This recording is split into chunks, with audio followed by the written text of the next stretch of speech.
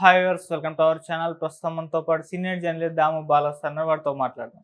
నమస్కారం sir. Sir, మొన్న Devara pre release event Novotel హోటల్లో ఘనంగా జరగాలి. కాకపోతే దాదాపు ఫ్యాన్స్ అందరూ కూడా పెద్ద ఎత్తున రావడంతో దాన్ని క్యాన్సిల్ చేశారు.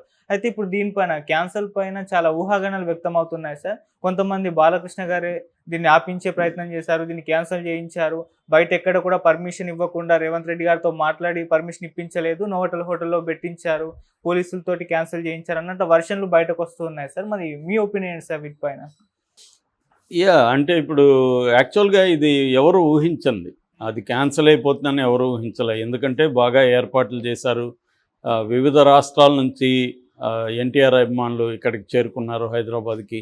పెద్ద ఎత్తున చేద్దామని అనుకున్నారు. ఎందుకంటే జూనియర్ ఎన్టీఆర్‌కి ఇది ప్రెస్టీజియస్ ప్రాజెక్టు. 6 ఏళ్ల తర్వాత సోలో హీరోగా చేస్తున్నాడు. 2018లో అరవింద్ సమేత అతనిది సోలోగా వచ్చిన చివరి సినిమా. 'త్రిబుల్ ఆర్' వచ్చింది కానీ దాంట్లో మనకు తెలుసు రామ్ చరణ్కే ఎక్కువ స్క్రీన్ టైం ఉంది. ఎన్టీఆర్కి స్క్రీన్ టైం కానీ క్యారెక్టర్లో కానీ ఎన్టీఆర్ సెకండ్ టైప్ తప్ప ఈక్వల్ హీరో కాదు. సో అందుకని దీని మీద కంప్లీట్ హోప్స్ పెట్టుకున్నారు. ఇది ఒక రకం కంబ్యాక్ ఫిల్మ్ అని చెప్పచ్చు జూనియర్ ఎన్టీఆర్. పైగా దీన్ని పాన్ ఇండియా సినిమాగా చేశారు. రెండోది ఏంటంటే ఆల్రెడీ దీని మీద నెగిటివ్ టాక్ అనేది విపరీతంగా స్ప్రెడ్ చేశారు. కొరటాల మళ్ళీ ఆచార్య 2 తీశాడని, ఇది ఇంకొక మెగా ఫ్లాప్ అవ్వబోతుందని, కొరటాల ఆచార్య అంత ఫ్లాప్ ఇచ్చినా ఎన్టీఆర్కి బుద్ధి లేక అతనితో మళ్ళీ సినిమా పెట్టాడని, ఇలాగా రకరకాలుగా ఒపీనియన్స్ వస్తున్నాయి. అట్లాగే ట్రైలర్లు ఇప్పటికి రిలీజ్ అయిన ట్రైలర్లు, టీజరు వీటి మీద కూడా నెగిటివ్ ట్రోలింగ్ అనేది ఓపెన్గానే చేస్తున్నారు. తెలుగుదేశం వాళ్ళు, నందమూరి అభిమానులు ఎక్కడేమీ సీక్రెట్గా కూడా చేయట్లేదు. మనకి పోస్టులలో అవన్నీ ఓపెన్గానే మేము ఈ సినిమా చూడము, ఈ సినిమా చూడొద్దని చెప్తాము, జూనియర్ ఎన్టీఆర్ నందమూరి ఫ్యామిలీ కాదు, నందమూరి వారసుడు మోక్షజ్ఞ తేజ, అంతేగాని ఈయన కాదు అని మోక్షజ్ఞ పేరే చెప్తున్నారు. అందుకని మోక్షజ్ఞ పేరులో కూడా నందమూరి తారక రామారావు మోక్షజ్ఞ తేజ అని ఇంత పొడుగు పేరు కూడా పెట్టారు.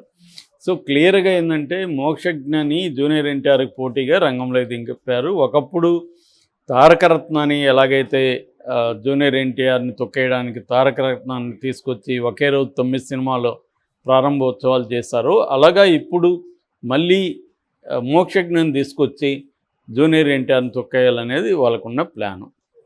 ఎందుకంటే జూనియర్ ఎన్టీఆర్ తెలుగుదేశానికి ఉపయోగపడట్లేదు కాబట్టి బాలకృష్ణ అల్లుడు, ఇంకొక అల్లుడు అందరూ తెలుగుదేశంలో ఉన్నారు. కాబట్టి జూనియర్ ఎన్టీఆర్ తెలుగుదేశానికి యాంటీగా ఉన్నాడు. ఇన్ ఎసెన్స్లో ఆయన యాక్టివ్గా అయితే యాంటీగా ఎక్కడ లేడు, కానీ ఆచరణలో చూసుకున్నప్పుడు అతను వైసీపీ వాళ్ళకి ఉపయోగపడ్డాడు తప్ప తెలుగుదేశానికి ఎక్కడ ఉపయోగపడలేదు. చివరికి చంద్రబాబు అరెస్ట్ అయినా కూడా జూనియర్ ఎన్టీఆర్ కనీసం ఒక బంధువుగా కూడా స్పందించలేదు.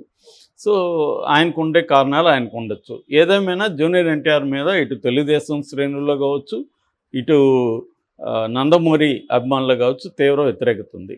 అయితే ఇక్కడ పవన్ కళ్యాణ్ మాత్రం జూనియర్ ఎన్టీఆర్కి హెల్ప్ చేసినట్టుగా అర్థమవుతుంది. అందువల్లే జూనియర్ ఎన్టీఆర్ దేవర సినిమాకి అక్కడ ఫస్ట్ 12 గంటల నుంచి షోలు మొదలు పెట్టుకోవడానికి పర్మిషన్ ఇచ్చారు. 6 షోలకి 27న, దాని తర్వాత 9 రోజుల పాటు 5 షోలకి ఇచ్చారు. అట్లాగే మల్టీప్లెక్స్లోను సింగిల్ స్క్రీన్స్లోను టికెట్ రేటు పెంచుకోవడానికి కూడా అనుమతి చంద్రబాబు ప్రభుత్వం ఇచ్చింది. దీని వెనక పవన్ కళ్యాణ్ ఉన్నాడనేది ఒక అంచనా అన్నమాట. పవన్ కళ్యాణ్ వల్లే చంద్రబాబు ఒప్పుకోవాల్సి వచ్చింది. పవన్ కళ్యాణ్కి ఏంటి జూనియర్ ఎన్టీఆర్కి హెల్ప్ చేయాల్సిన అవసరం అన్నప్పుడు మళ్ళీ ఇక్కడ అల్లు అర్జున్ యాంగిల్ వస్తుంది. అల్లు అర్జున్ని తొక్కాలంటే జూనియర్ ఎన్టీఆర్ని పైకి లేపాలనేది పవన్ కళ్యాణ్కి ఉండే ఒక వ్యూహంగా చెప్తున్నారు. సో ఈ యాంగిల్లో ఎందుకంటే జూనియర్ ఎన్టీఆర్ మెగా ఫ్యామిలీతో చాలా క్లోజ్గా ఉంటాడు. మనకు తెలుసు రామ్ చరణ్తో ఎంత క్లోజ్గా, తమ్ముడు అన్నలాగా వాళ్ళు ఉంటారు. సో అందుకని జూనియర్ ఎన్టీఆర్ని మెగా ఫ్యామిలీ ఓన్ చేసుకొని అల్లు అర్జున్ని దూరం పెట్టడానికి జూనియర్ ఎన్టీఆర్ ఉపయోగపడతాడు అనేది పవన్ కళ్యాణ్ స్ట్రాటజీ అనేది చెప్తున్నారు.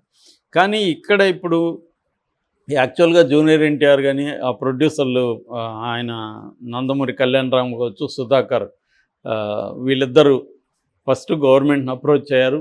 ఒక పెద్ద ఎన్టీఆర్ పోలీస్ గ్రౌండ్స్లో చేస్తాము, మాకు పర్మిషన్ ఇవ్వండి, కానీ ఇవ్వలేదు. మామూలుగా మనం చూస్తాం పెద్ద ఫంక్షన్లు అన్నీ కూడా పెద్ద గ్రౌండ్స్లో చేస్తారు, ఎందుకంటే పెద్ద క్రౌడ్ వస్తారు, వాళ్ళని చిన్న దీంట్లో ఇండోర్ దీంట్లో చేస్తే కంట్రోల్ చేయలేమని ఓపెన్ గ్రౌండ్స్లోనే ఇస్తారు పర్మిషన్.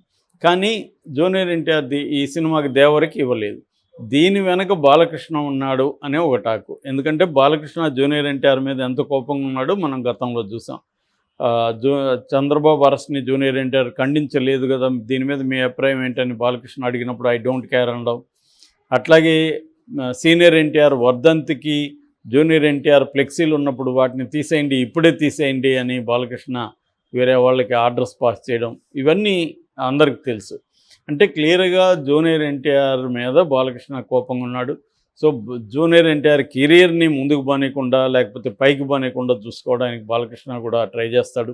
రెండోది తన పర్సనల్గా కూడా తన కొడుకు ఇప్పుడు మోక్షజ్ఞ రంగంలో దిగాడు కాబట్టి నందమూరి అభిమానులు, తన అభిమానులు, పెద్ద ఎన్టీఆర్ అభిమానులు అందరూ మోక్షజ్ఞనే అసలైన వారసుడిగా చూడాలి తప్ప జూనియర్ ఎన్టీఆర్ని పక్కన పెట్టాలి అన్న ఇది బాలకృష్ణకు కూడా ఉందని చెప్తున్నారు.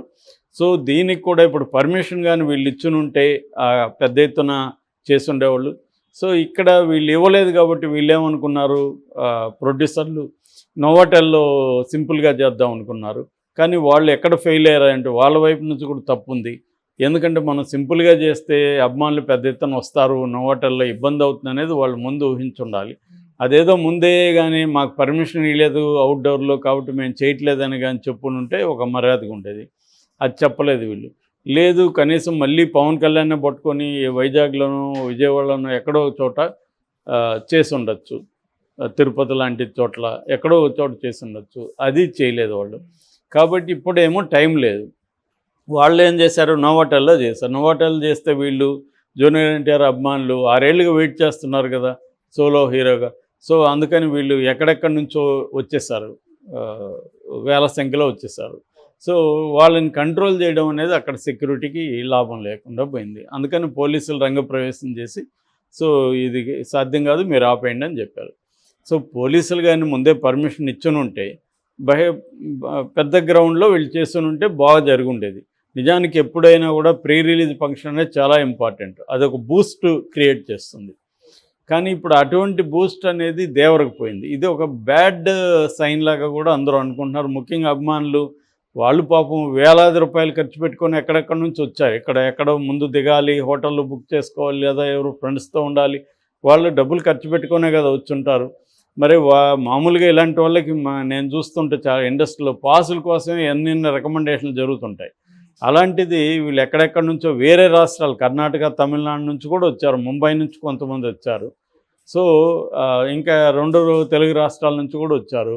ఈ స్థాయిలో వచ్చిన అభిమానుల్ని వీళ్ళు ముందుగా ప్లాన్ చేసుకోకపోవడం వల్ల ఒకటి ప్రొడ్యూసర్ల వైపు నుంచి తప్పు జరిగింది. వాళ్ళకు కూడా ఇప్పుడు 3 కోట్ల లాస్ అని చెప్తున్నారు. ఎందుకంటే ఈవెంట్ మేనేజర్స్కి ఇవ్వాలి. తర్వాత వీళ్ళందరూ కోపంతో బాధతో చైర్స్ని ధ్వంసం చేశారు, ఫర్నిచర్ని అక్కడ పెట్టిన ఏరియాలో.